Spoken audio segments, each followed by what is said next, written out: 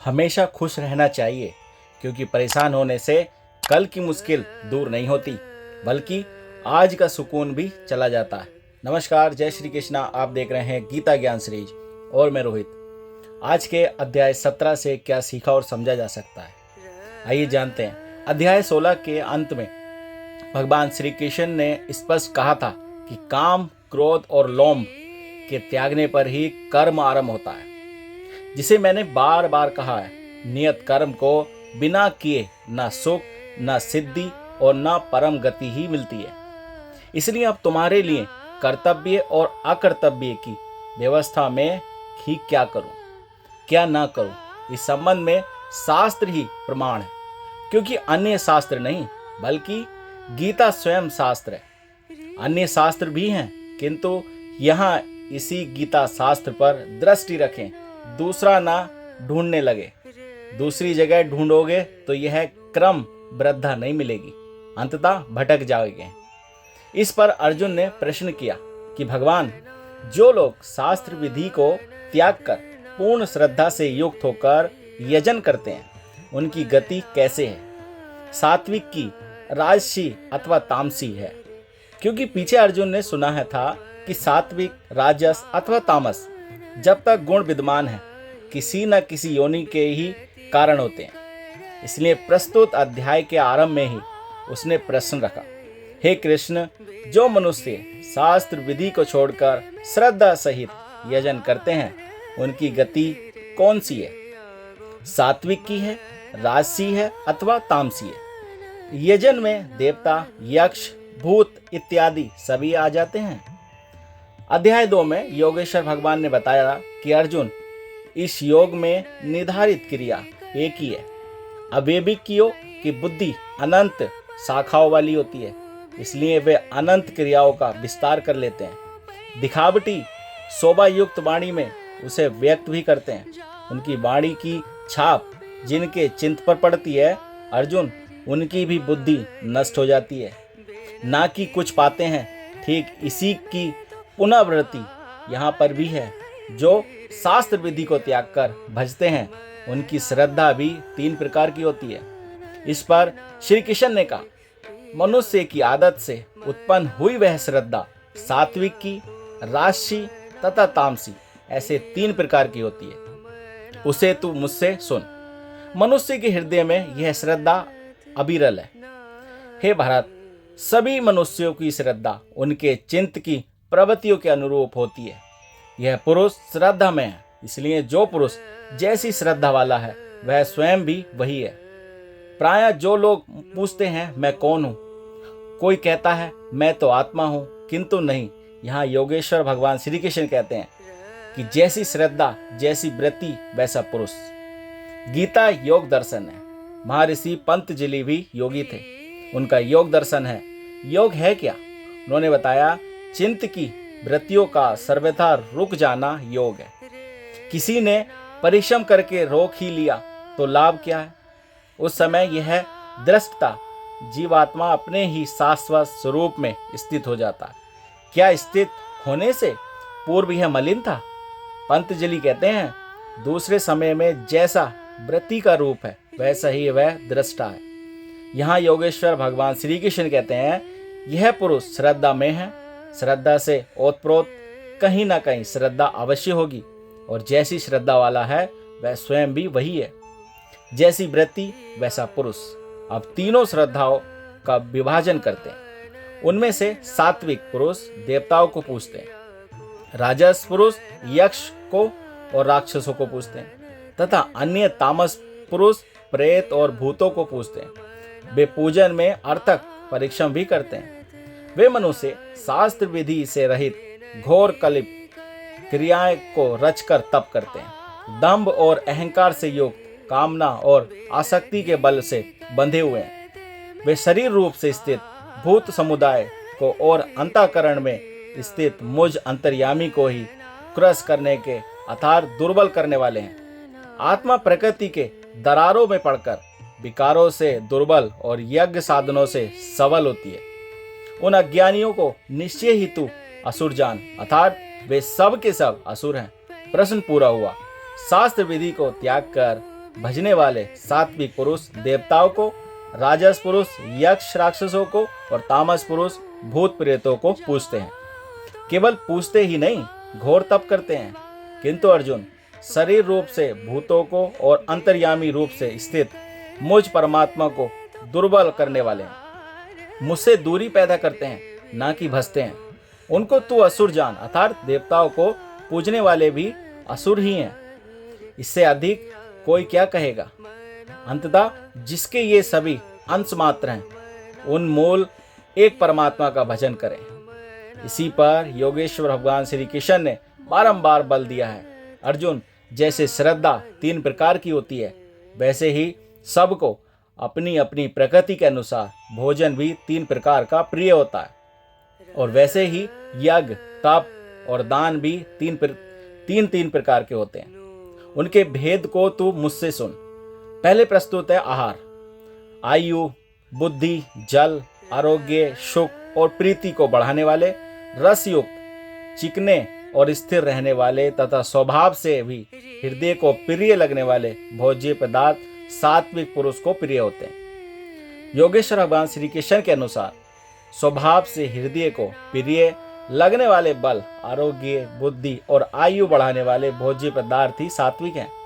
जो भोज्य पदार्थ सात्विक हैं, वही सात्विक मनुष्य को प्रिय होता है। इससे स्पष्ट हो जाता है कि कोई भी खाद्य वस्तु सात्विकी, राजसी अथवा तामसी नहीं होती। उसका प्रयोग सात्विकी, राजसी अथवा तामसी हुआ करता है। न दूध सात्विक है, न प्याज राजसी है और न लहसुन तामसी है। जहां तक बल, बुद्धि, आरोग्य और हृदय को प्रिय लगने का प्रश्न है, तो विश्व भर में मनुष्यों को अपनी अपनी प्रकृति, वातावरण और परिस्थितियों के अनुकूल विभिन्न खाद्य सामग्रियां प्रिय होती हैं। जैसे बंगालियों तथा मद्रासियों को चावल प्रिय होता है और पंजाबियों को रोटी। एक और तो अरब वासियों को दुम्बा, चीनियों को मेंढक और दूसरी ओर ध्रुव जैसे ठंडे प्रदेशों में मांस बिना गुजारा नहीं है। रूस और मंगोलियों के आदिवासी खाद्य में घोड़े इस्तेमाल करते हैं। यूरोपवासी गाय तथा सुअर दोनों खाते हैं। फिर भी विद्या, बुद्धि, विकास तथा उन्नति में अमेरिका और यूरोपवासी प्रथम श्रेणी में गिने जाते हैं। गीता के अनुसार रसयुक्त, चिकना और स्थिर रहने वाला भोज्य पदार्थ सात्विक है। लंबी आयु, अनुकूल, बल, बुद्धि बढ़ाने वाला आरोग्यवर्धक पदार्थ सात्विक है। स्वभाव से हृदय को प्रिय लगने वाला भोज्य पदार्थ सात्विक है। अंततः कहीं किसी खाद्य पदार्थ को घटाना बढ़ाना नहीं है। परिस्थिति, परिवेश तथा देश काल के अनुसार जो भोज्य वस्तु स्वभाव से प्रिय लगे और जीवनी शक्ति प्रदान करे, वही सात्विक है। वस्तु सात्विक, राजसी या तामसी नहीं होती। उसका प्रयोग सात्विक, राजसी अथवा तामसी होता है। इसे अनुकूल के लिए जो व्यक्ति घर परिवार त्याग कर केवल ईश्वर आराधन में लिप्त है, संन्यास आश्रम में है, उनके लिए मांस, मदिरा याचक है। क्योंकि अनुभव से देखा गया है कि ये पदार्थ आध्यात्मिक मार्ग के विपरीत मनोभाव उत्पन्न करते हैं। अंततः इनसे साधन पथ से भ्रष्ट होने की अधिक संभावना है। जो एकांत देश का सेवन करने वाले विरक्त हैं, उनके लिए योगेश्वर श्री कृष्ण ने अध्याय 6 में आहार के लिए एक नियम दिया कि युक्त आहार विहारस्य, इसी को ध्यान में रखकर आचरण करना चाहिए। जो भजन में सहायक हैं, उतना आहार ग्रहण करना चाहिए। कड़वे, खट्टे, अधिक नमकीन, अत्यंत गर्म, तीखे, रूखे, दाहकारक और दुख, चिंता तथा रोगों को उत्पन्न करने वाले आहार राजस पुरुष को प्रिय होते हैं। जो भोजन देर का बना हुआ है, रस रहित, दुग्ध रहित, बासी या झूठा या अपवित्र है, वह तामस पुरुष को प्रिय होता है। इस पर जो यज्ञ यानी कि जो यज्ञ शास्त्र विधि से निर्धारित किया गया है, जैसा पिछले अध्याय 3 में यज्ञ का नाम लिया और यज्ञ का स्वरूप बताया कि वह बहुत से योगी प्राण को अपान को प्राण में हवन करते हैं। प्राण अपान की गति निरोध को प्राणों की गति स्थिर कर लेते हैं। संयम अग्नि में हवन करते हैं। इस प्रकार यज्ञ के 14 सोपान बताए, जो सब के सब ब्रह्मा तक की दूरी तय करा देने वाले हैं। एक ही क्रिया की ऊंचाई नीची अवस्थाएं हैं। संक्षेप में यज्ञ चिंतन की प्रतिक्रिया का चिंतन है, जिसका परिणाम सनातन ब्रह्मा में प्रवेश है। जिसका विधान इस शास्त्र में किया गया है, उसी शास्त्र विधान पर पुनः बल देते हैं कि अर्जुन, शास्त्र विधि में नियत किए हुए जिसे करना है कर्तव्य है, तथा जो मन का निरोध करने वाला है, जो फल को न चाहने वाला पुरुषों द्वारा किया जाता है, वह यज्ञ सात्विक है।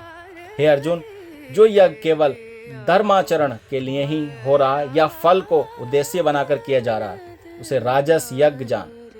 यही कर्ता यज्ञ की विधि जानता है, किंतु दंभाचरण या फल को उद्देश्य बनाकर करता है कि अमोघ वस्तु मिलेगी तथा लोग देखेंगे कि यज्ञ करता है, प्रसन्नता करेंगे, ऐसा यज्ञ करता वास्तव में राजसी है।